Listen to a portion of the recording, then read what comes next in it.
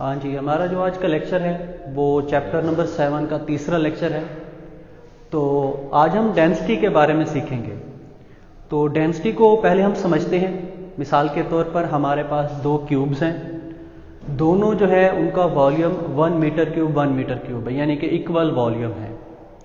तो एक क्यूब में अगर हम आयरन को फिल कर दें और दूसरे क्यूब में अगर हम वुड को फिल कर दें तो किसका मैस ज़्यादा होगा, क्योंकि वॉल्यूम तो दोनों का सेम है।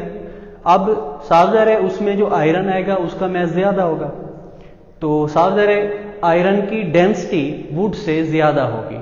तो इस तरह हम किसी भी तरह दो मटेरियल्स को आपस में कंपेयर कर सकते हैं, उनका कंपैरिजन कर सकते हैं। अगर हम उनके इक्वल वॉल्यूम्स लें तो उनके इक्वल वॉल्यूम में इक्वल मैस नहीं होगा। ये फ़र्क आ रहा है उनकी डेंसिटी की वजह से। तो डेंसिटी को हम एक्सप्लेन करते हैं, उसकी डेफिनेशन, उसका फार्मूला, उसका यूनिट्स को हम देखते हैं। तो डेंसिटी की डेफिनेशन है, density is defined as mass per unit volume.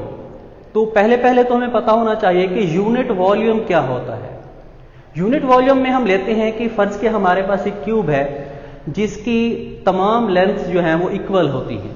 तो हर लेंथ हम 1 मीटर की लें तो क्यूब का वॉल्यूम हमारे पास 1 meter multiplied by 1 meter multiplied by 1 meter आएगा 1 मीटर क्यूब। तो 1 को क्योंकि यूनिट कहा जाता है इसलिए हम उसको यूनिट वॉल्यूम कहते हैं कि किसी भी यूनिट वॉल्यूम में किसी चीज का कितना मैस आ सकता है, ये उसकी डेंसिटी कहलाती है।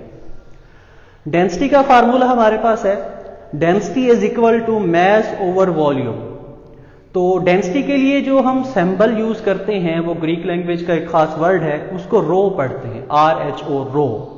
Rho is equal to mass over volume, M over V। तो ये हमारे पास फार्मूला MCQs में अक्सर आता है, तो इसको आसानी से समझने के लिए हम इस ट्राइंगल की मदद लेते हैं। ट्राइंगल का कंसेप्ट ये है कि हम इसमें से 3 चीजों की वैल्यू फाइंड कर सकते हैं। डेंसिटी की वैल्यू भी फाइंड कर सकते हैं, मैस की वैल्यू भी फाइंड कर सकते हैं और वॉल्यूम की वैल्यू भी फाइंड कर सकते हैं। कैसे फाइंड कर सकते हैं?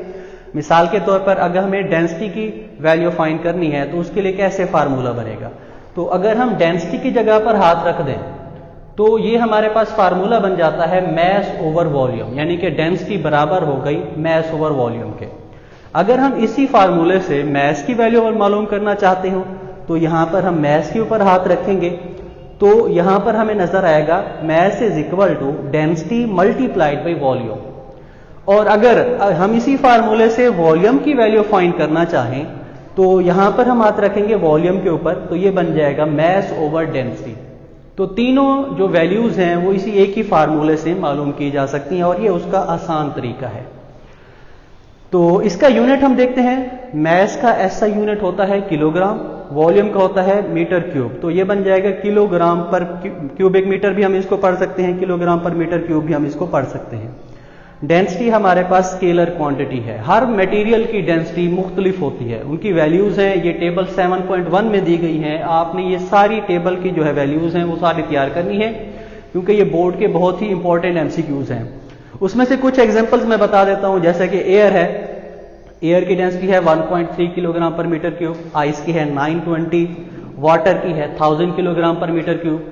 तो इस तरह की ये सारी वैल्यूज दी गई हैं, साथ आपने सारी वैल्यूज याद करनी है। यहां पर हमारे पास एक इंपॉर्टेंट शॉर्ट क्वेश्चन है जो बोर्ड में अक्सर आता है, उसको मैं एक्सप्लेन करता हूं। तो ये हमारे पास इंपॉर्टेंट शॉर्ट क्वेश्चन है, calculate the density of 5 litre of water. 5 litre पानी है हमारे पास, उसकी डेंसिटी हमने कैलकुलेट करनी है। तो ये याद रखना है, ये पिछले चैप्टर में भी हम पढ़ चुके हैं 6 चैप्टर में, कि जितने पानी के लीटर होते हैं उतना ही उसका मैस होता है केजी में। 5 लीटर है पानी तो उसका मैस 5 केजी होगा। और ये हमें वैल्यू याद रखनी है, 1 लीटर बराबर होता है 10⁻³ मीटर क्यूब के। तो हमारे पास वॉल्यूम है 5 मल्टीप्लाइड बाई 10⁻³ मीटर क्यूब, यानी कि लीटर की जगह हमने ये वैल्यू पुट की तो ये हमारे पास आ गया वॉल्यूम। फार्मूला हमने डेंसिटी वाला यूज करना है, rho is equal to M over V। M की वैल्यू 5 है, वॉल्यूम की है 5 मल्टीप्लाइड बाई 10⁻³ 5 से 5 कैंसिल हो गया तो हमारे पास आंसर आ गया, density is equal to 1000 kilogram per meter cube. Water की डेंसिटी कितनी होती है? 1000 किलोग्राम पर मीटर क्यूब। तो इसके बाद एग्जांपल है, बहुत इंपॉर्टेंट एग्जांपल है ये और अक्सर बोर्ड में आती रहती है। Mass of 200 centimetre cube of stone is 500 gram, find its density. ये एक स्पेशल एग्जांपल है, इसमें कन्वर्जन्स नहीं करनी। आमतौर पर हमें न्यूमेरिकल हल करते हुए कन्वर्जन करनी पड़ती है, ऐसा यूनिट्स में कन्वर्ट करना पड़ता है, लेकिन इस एग्जांपल में कन्वर्जन नहीं की गई, ऐसा यूनिट्स में कन्वर्ट नहीं करना, इसको एज इट ही सॉल्व करना है, क्योंकि बुक में ऐसे ही सॉल्व की गई है। तो हमारे पास वॉल्यूम है 200 सेंटीमीटर क्यूब, मैस है 500 ग्राम, और हमने डेंसिटी फाइंड करनी है। डेंसिटी का फार्मूला है ρ इज इक्वल टू m/v।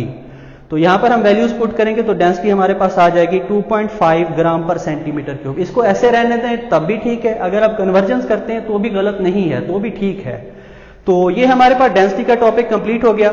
इसमें जो सबसे अहम चीज बताने की है वो ये है कि आपने टेबल 7.1 और उसकी नीचे वाली यूजफुल इंफॉर्मेशन ये लाजमी तौर पर एमसीक्यूज के लिए तैयार करनी है। तो इंशाल्लाह अगले लेक्चर में हम प्रेशर वगैरह के बारे में सीखेंगे। ये लेक्चर यहां पर कंप्लीट होता है।